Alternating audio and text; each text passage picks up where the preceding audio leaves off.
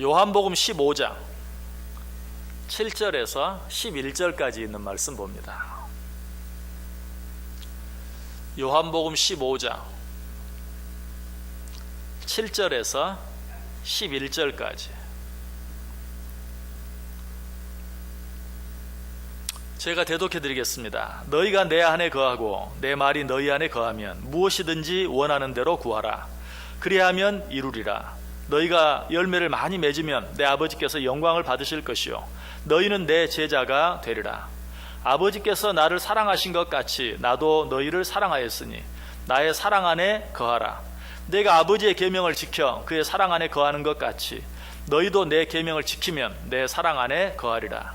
내가 이것을 너희에게 이름은 내 기쁨이 너희 안에 있어 너희 기쁨을 충만하게 하려 함이라. 아멘. 11절만 하면 같이 읽을까요? 내가 이것을 너희에게 이름은 내 기쁨이 너희 안에 있어 너희 기쁨을 충만하게 하려 함이라. 아멘. 우리 옆 사람들과 한번 인사하겠습니다. 참 잘 오셨습니다. 큰 은혜 받으시기 바랍니다. 네, 여러분들 정말 잘 오셨습니다. 오늘도 하나님의 큰 은혜가 여러분 모두 위에 넘치시기를 주님의 이름으로 간절히 축복합니다. 우리 지난 시간에 오늘 본문 바로 앞에 있는 1절부터 6절까지 있는 말씀 가지고 포도나무와 가지의 비유에 대해서 생각해 보았습니다. 이 말씀은 예수님과 우리의 관계를 설명해 주는 말씀으로 예수님과 우리의 관계는 마치 포도나무와 그 가지와 같다라고 말씀드렸어요. 자, 이 관계에 있어 가장 중요한 것은 뭐라고 그랬어요? 가지가 포도나무에 붙어 있는 것이다. 붙어 있으면 된다. 붙어 있으면 열매가 많이 맺는다. 그러나 붙어 있지 않으면 아무것도 할 수 없다. 아무리 노력하고 아무리 애써도 아무 소용이 없다라고 말씀드렸어요.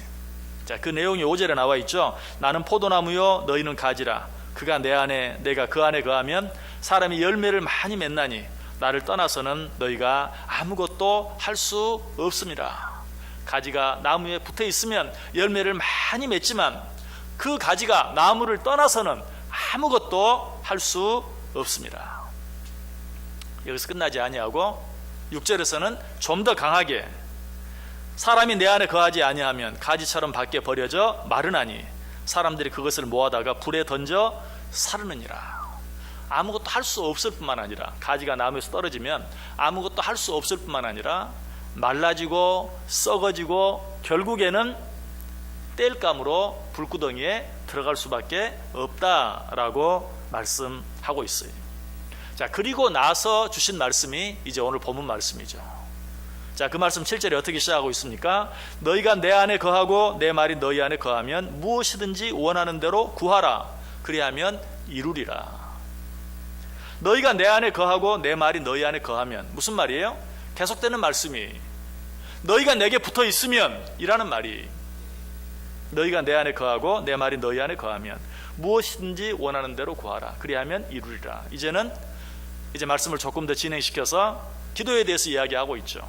너희가 내게 붙어 있기만 하면 너희가 나에게 무엇을 구하든지 그 모든 것들이 이루어질 것이다 라고 말씀하고 있어요. 아마 신앙생활을 조금 했다 하는 분 치고 이 구절을 모르는 분은 아무도 없을 거예요. 그만큼 이 구절은 유명한 구절이. 자, 그런데 유명한 구절을 만날 때마다 우리가 꼭 생각해야 될 것이 있다고 그랬죠. 그건 뭡니까? 유명세를 타서 그런지 그 말씀에 대해서 오해하거나 잘못 해석하는 일이 참 많아요. 이 말씀도 그래요. 유명한 만큼 이 말씀의 의미를 잘못 알고 있는 분들이 너무 많아요. 그 오해가 무엇입니까? 무엇이든지 원하는 대로 구하라. 그리하면 이루리라 라는 이 말씀을 기도는 백지수표와 같아서 우리가 그 안에 무엇을 적어 넣든지 다 이루어진다 하는 그런 말씀으로 받아들이는 것이 정말 그렇습니까? 꼭 그렇지는 않아요. 맞는 부분도 있지만 다 맞는 것은 아니에요. 만약 우리가 원하는 대로 다 이루어지는 것이 기도라면 저와 여러분 가운데 이만큼만 살 분이 아무도 없어요. 여러분 얼마나 잘 사십니까? 그런데 여러분이 그 사시는 그 모습, 그것을 나는 딱 이만큼만 이라고 생각해서 그만큼만 사십니까?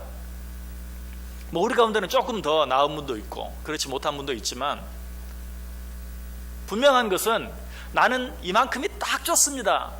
그래서 나는 이만큼만 살겠습니다. 그래서 그만큼만 살고 계십니까? 저는 아니, 좀 더 잘 살고 싶어요. 그런데 하나님이 더 안 주시니까 이만큼만 사는 거예요. 죄송하지만 여러분도 꼭 그만큼만 살고 싶어서 그만큼만 사시는 분은 많지 않을 거예요. 좀 더 잘 살기를 원하지만 하나님이 그만큼만 허락하셔서 그만큼만 살고 계실 거예요. 그렇다면 이 말이 틀리잖아요. 무엇이든지 원하는 대로 구하라. 우리 가운데는 좀 더 원하고 좀 더 갖기를 원하고 좀 더 잘 살기를 원하는 마음이 있지만 왜 내가 원하는 만큼 주시지 않는가 하는 것이, 먼저는 여러분 우리가 원하는 대로 하나님이 주시면 하나님 곁에 계속 붙어 있을 자가 아무도 없어요. 여러분 꼭 이 사실 기억하세요. 여러분 뭘 원하십니까?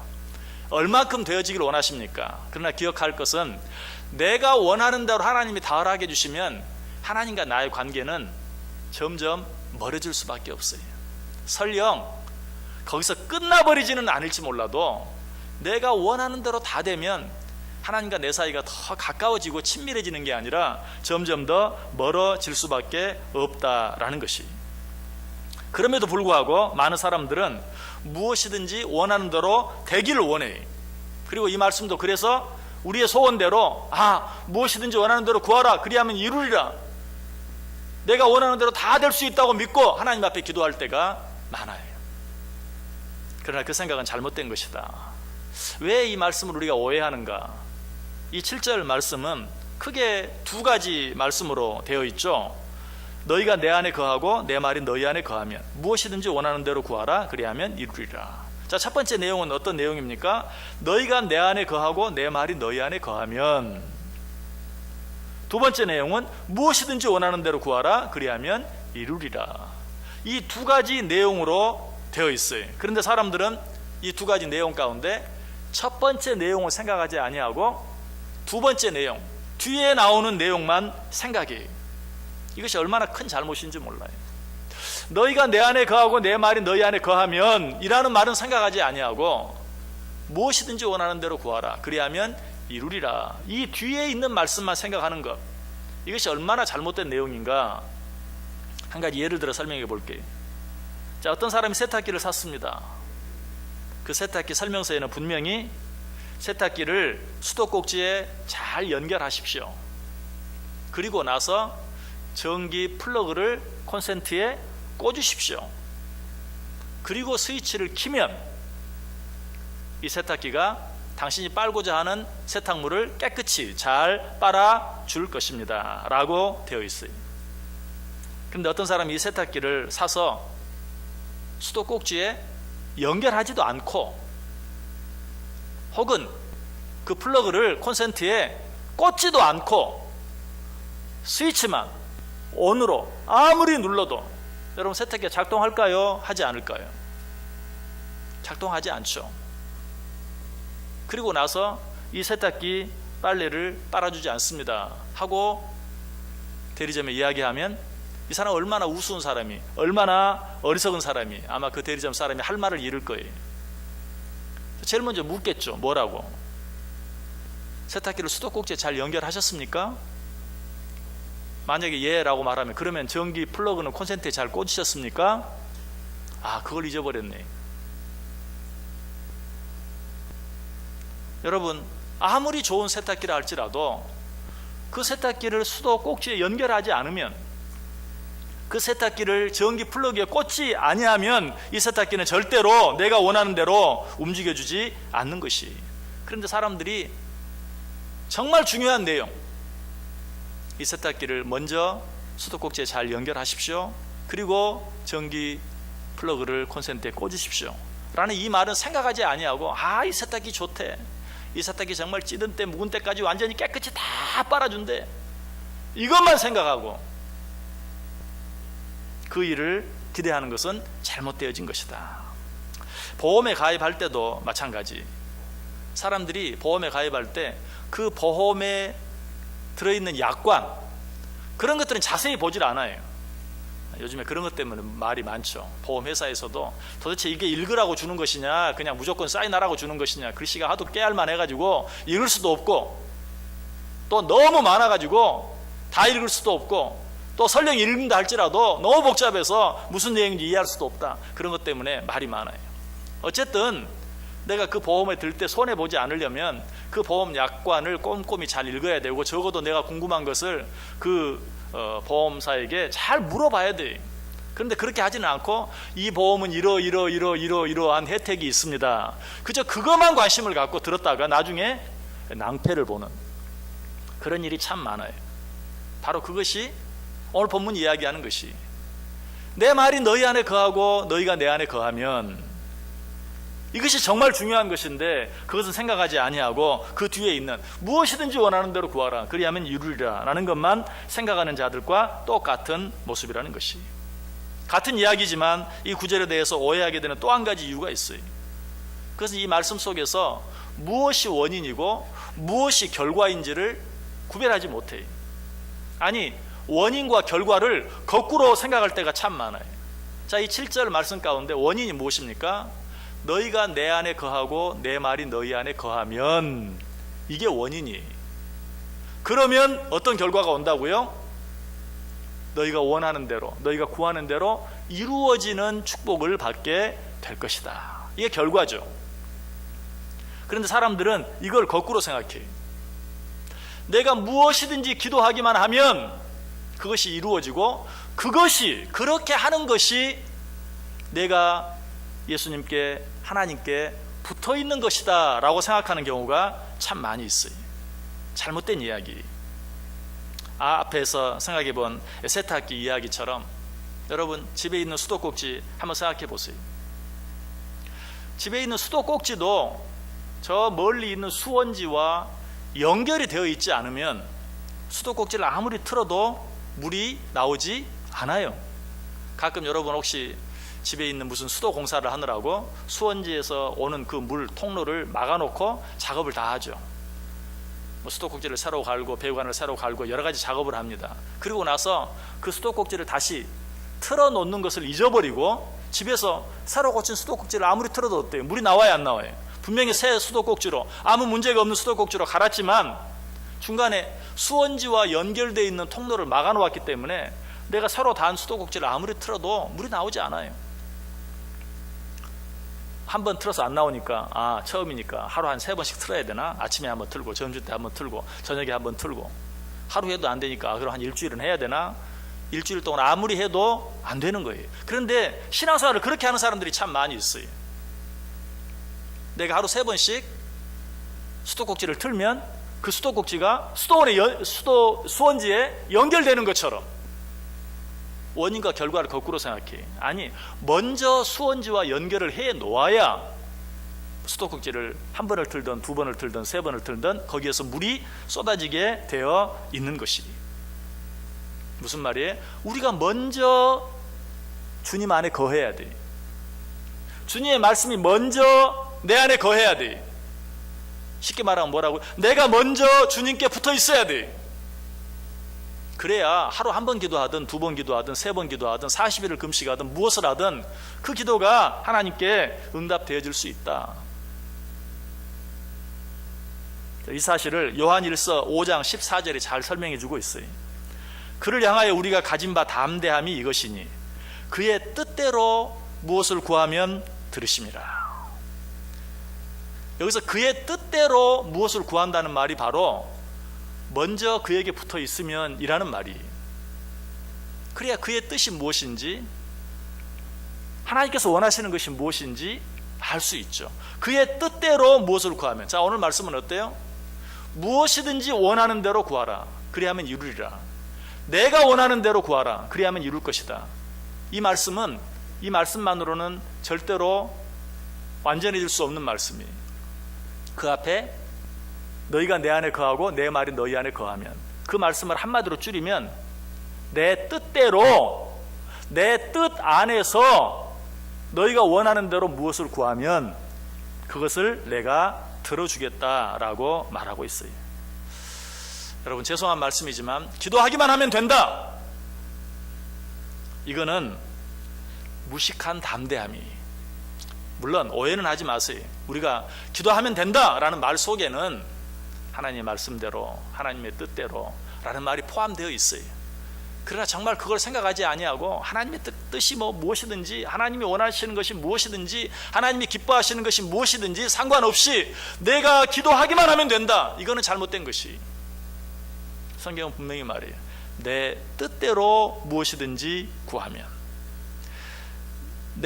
너희가 내 안에 거하고 내 말이 너희 안에 거하면, 그러면 무엇이든지 원하는 대로 구하라. 주의 뜻 안에서 무엇을 구할 때 그 기도가 이루어진다는 사실, 주의 뜻대로 무엇을 구할 때 무엇이든지 응답되어진다는 사실, 이것이 성경적인 담대함이에요. 우리는 이런 성경적인 담대함을 가질 수 있어야 돼요. 여러분, 우리가 무엇인가를 해서 하나님을 도울 수 있다는 생각, 얼마나 어리석은 생각인지 몰라요. 우리가 하나님을 위해서 무엇인가를 해드릴 수 있는 일은 아무것도 없어요. 만약 내가 하나님을 위해서 무엇인가를 해드릴 수 있다라고 생각하는 분이 있다면, 내가 집에서 열심히 수도꼭지를 틀면 언젠가는 그 수도꼭지가 수원지에 연결될 거야 라고 생각하는 것과 똑같아요. 내가 하나님을 위해서 무엇을 할 수 있는 것은 아무것도 없어요.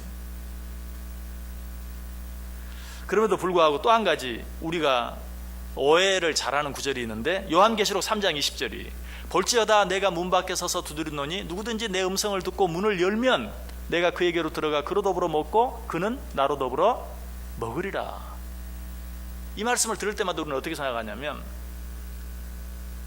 누구든지 내 음성을 듣고 문을 열면, 내가 문을 열어주면 비로소 예수님이 내 안에 들어와서 나와 더불어 먹고 마실 것이다 라고 생각해. 그래서 내가 문을 열어주지 않으면 예수님은 밖에서 추운 데서 꽁꽁 얼어가지고 고생하고 먹지도 못하고 쉬지도 못하고, 마치 그러한 것처럼 이 구절을 생각할 때가 참 많아요. 여러분, 그러나 기억하세요. 지금 누구 손에 음식이 들려 있습니까? 예수님 손에 음식이 들려 있어요. 그래서 문을 열지 않으면 누가 굶게 됩니까? 내가 굶는 거예요. 예수님이 굶는 게 아니고. 또 누가 우리를 따뜻하게 해줄 수 있습니까? 참 사랑이신, 참 사랑의 근원이 되신, 우리를 먼저 사랑하신 하나님 예수 그리스도께서 우리를 따뜻하게 해줄 수 있어요. 평안하게 해줄 수 있어요. 자유함을 줄 수 있어요. 그런데 우리는 내가 문을 열어드리지 아니하면 예수님이 추운 데서 고생하신다.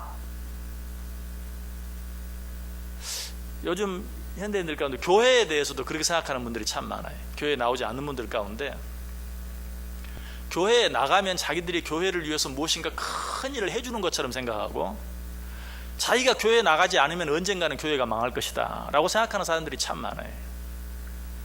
얼마나 불쌍한 사람들인지 몰라요. 여러분에게 해당되지 않는 이야기, 여러분들은 다 여기 나와 있으니까.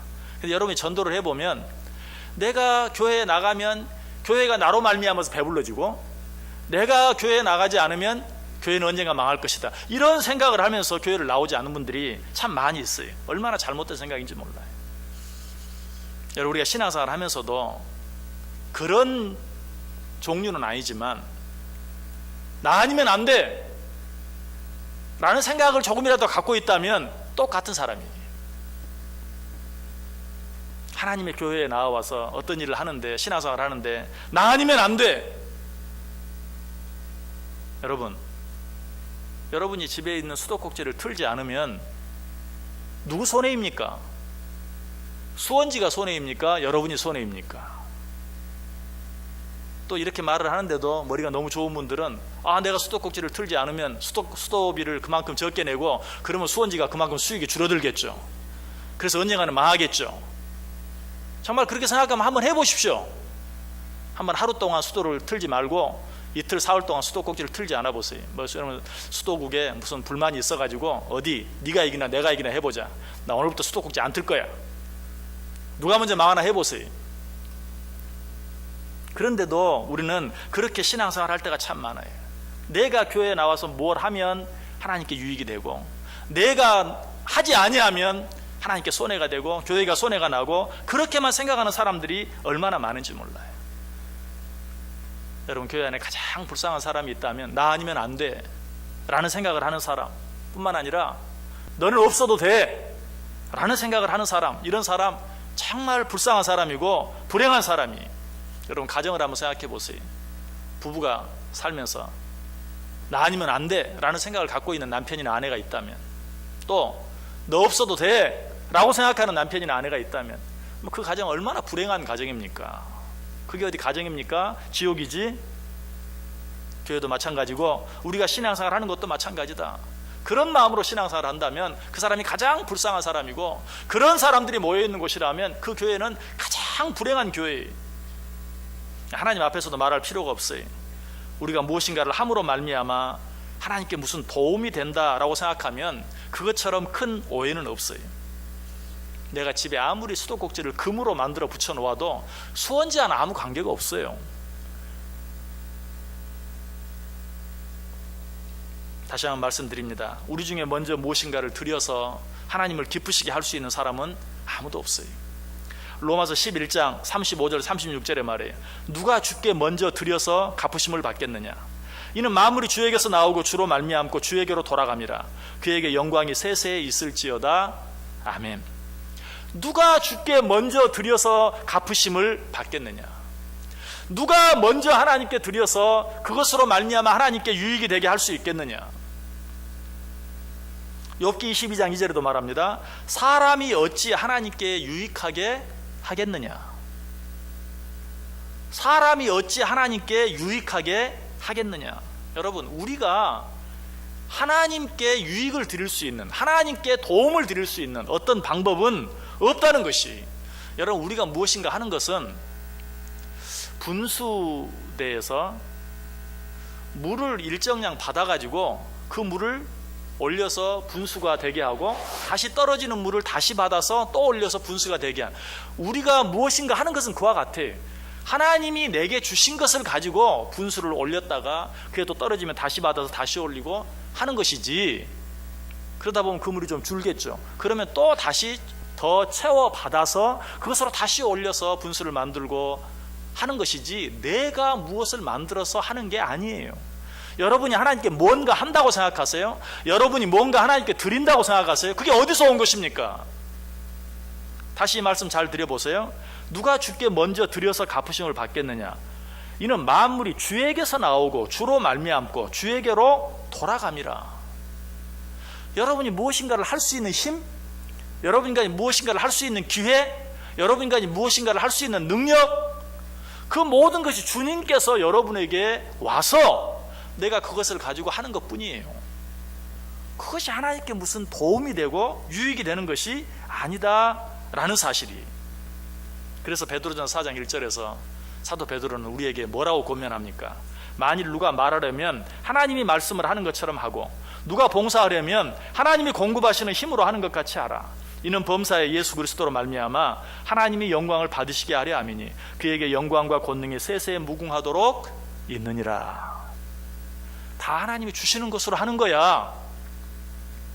그러니까 무엇을 하면서, 무엇을 드리면서 그것으로 하나님이 무슨 도움을 받는 것처럼 생각하지 말라. 자, 이쯤에서는 여러분 한 가지 이제 질문을 하고 싶은 마음이 들 거예요. 그럼 그 질문은 뭡니까? 아까 본문을 혹시 읽으면서 깊이 읽으신 분이 있다면, 그렇다면 7절 뒤에 나오는 8절 말씀은 무슨 뜻입니까? 자, 8절에 뭐라고 말해요? 너희가 열매를 많이 맺으면 내 아버지께서 영광을 받으실 것이요 너희는 내 제자가 되리라. 열매를 많이 맺으면 아버지께서 영광을 받으신다면서요 라고 이야기하고 있죠. 맞아요. 우리가 열매를 맺으면 하나님이 영광을 받습니다. 그런데 우리가 어떻게 열매를 맺을 수 있는가? 다시 기억하세요. 앞으로 돌아갈 필요가 있어요. 5절에 뭐라고 말했어요? 나는 포도나무에 너희는 가지라. 그가 내 안에 내가 그 안에 거하면 사람이 열매를 많이 맺나니 나를 떠나서는 너희가 아무것도 할 수 없느니라. 자, 우리가 열매를 많이 맺으면 하나님께 영광이 됩니다. 그런데 그 열매를 어떻게 맺을 수 있는가? 하나님께 붙어 있으므로, 하나님이 내게 주심으로 말미암아서 그 일이 가능하다.